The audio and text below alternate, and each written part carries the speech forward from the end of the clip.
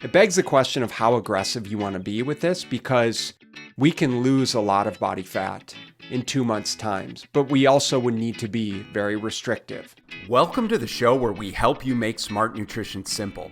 If you want proven nutrition strategies to help you build a better body and create the energy to show up for your family without overly restrictive and unrealistic dieting, then you're in the right place. Make sure to subscribe and enjoy this episode.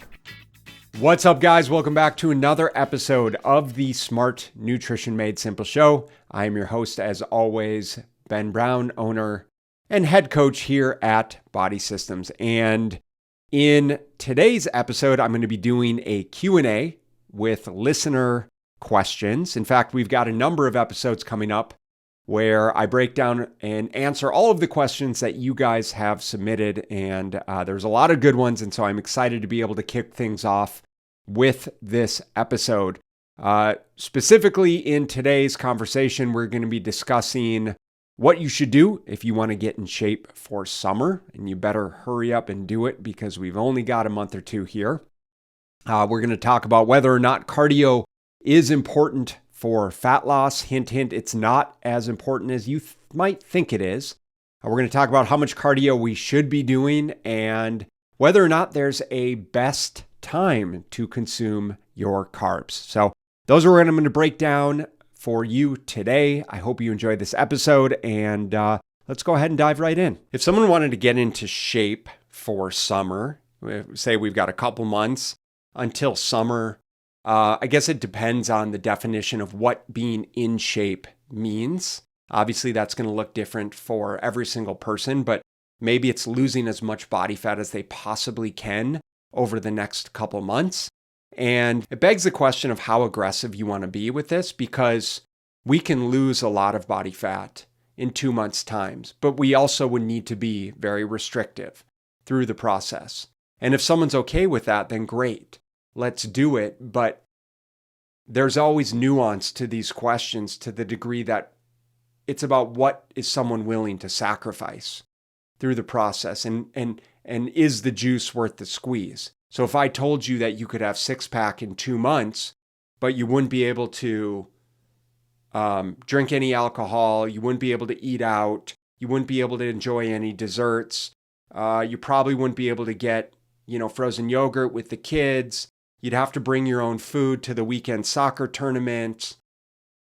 You need to train 5 days a week, including 3 days a week of, cardio.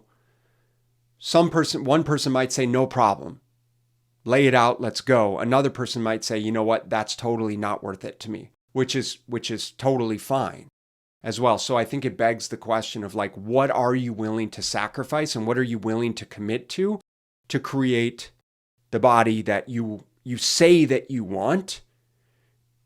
Most people are not willing to commit to that degree of sacrifice that's going to allow them to get that type of body. And again, that's totally fine. As a coach, it's my responsibility to make sure that we're laying out exactly what the process looks like, and then meeting someone in the middle and helping them get as far as they're realistically willing to go. Of course, challenging them along the way, challenging them to accomplish more than they ever thought was possible, but also respecting at what point we determine it's not something that we know is going to be sustainable for them. Now, it might be, hey, let's drop as much body fat as possible. I'll be super restrictive. Let's snap some photos, fully acknowledging I'm going to probably rebound pretty hard. And I'm okay with that because I'm going to learn a lot throughout the process. And I'm going to find that happy medium, but I still want to get some damn good pictures, in which case, great.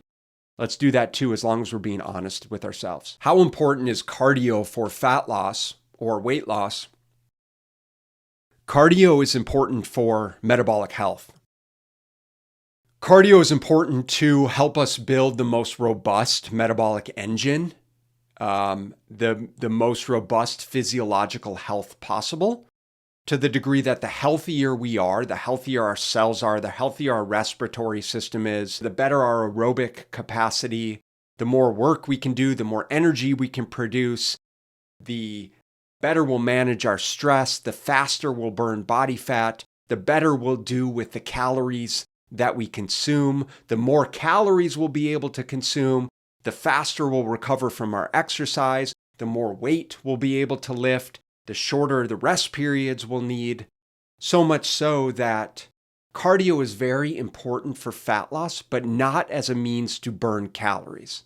Cardio is important for fat loss as a means to build a robust metabolic engine that is going to allow us to more efficiently facilitate every other fat loss process. So how much cardio should we be doing? And obviously the question is, it depends, on the person that we're speaking with, what their goals are, their pre-existing level of physical fitness, aerobic capacity, general health, readiness for change, commitment levels, equipment available, time, right? All of those extenuating circumstances, but we all should have some underlying level of cardiovascular fitness, of aerobic fitness. For most people, the American College of Sports Medicine recommends 150 minutes per week of moderate, low to moderate physical activity accumulated.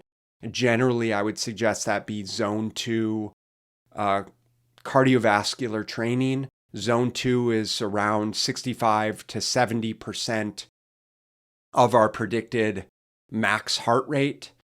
So you can do an equation and basically take 220 minus your age times whatever that number is times 0.7, so times 70%, to get an idea of what your kind of zone 2 heart rate should be.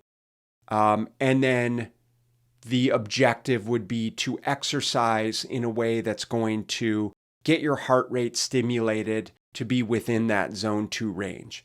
And that zone 2 range is going to be the range where we're improving aerobic fitness and aerobic capacity, but we're not training so intensely that we are creating too much stress on the body. We're not physically exhausting the body, and we're not tapping into more carbohydrate as fuel, and instead we're actually relying more on fat as our predominant fuel source.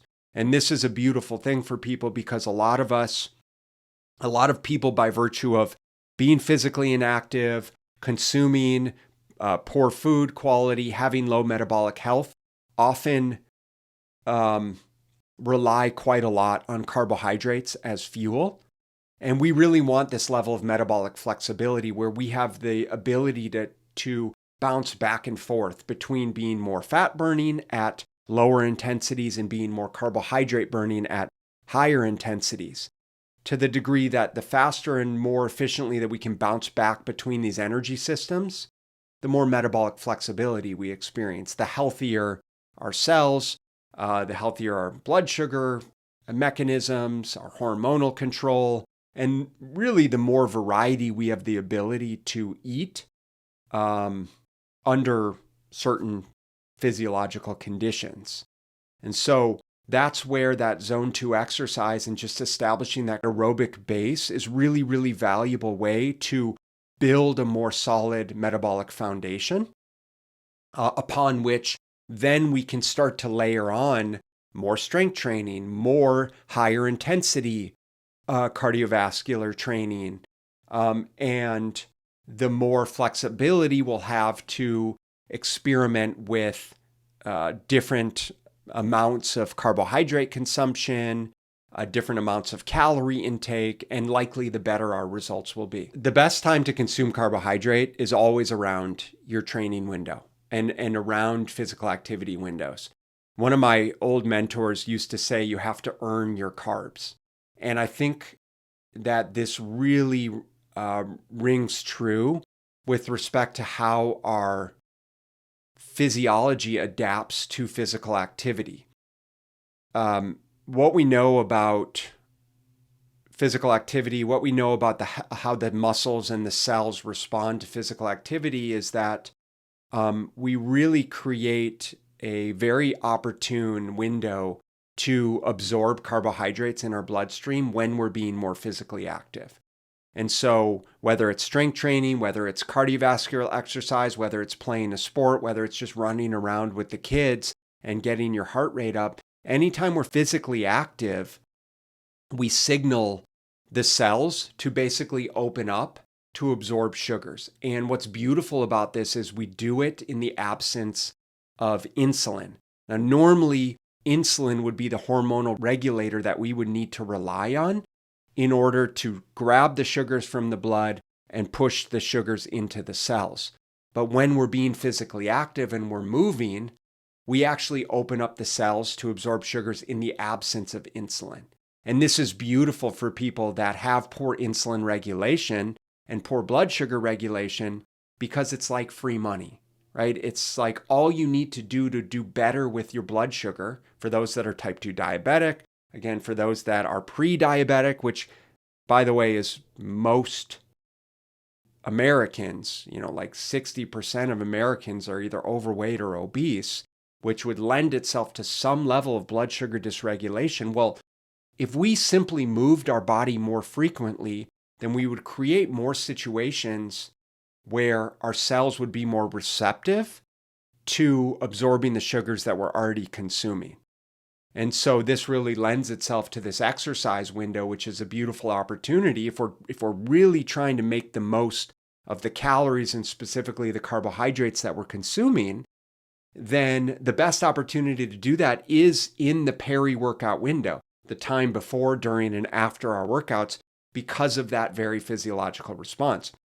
Because if I know, well, if I eat more carbs around this window, I'm going to have a much higher likelihood that I'm going to absorb those carbs into the muscles, into the liver, to be utilized as fuel, as opposed to being stranded floating around in the blood without the body necessarily storing them effectively. So for anyone that is concerned about their blood sugar, for anyone that has body fat to lose, for anyone that's trying to optimize the amount of carbs that they're consuming in their diet, you got to earn your carbs, which means moving your body consistently throughout the day as frequently as you realistically can, which is why we love walking and accumulating enough steps, which is why we love the Zone 2 cardio as an opportunity to improve blood sugar regulation and metabolic health, which is why we love infusing more of those calories from carbs around the workout window to be able to do just that.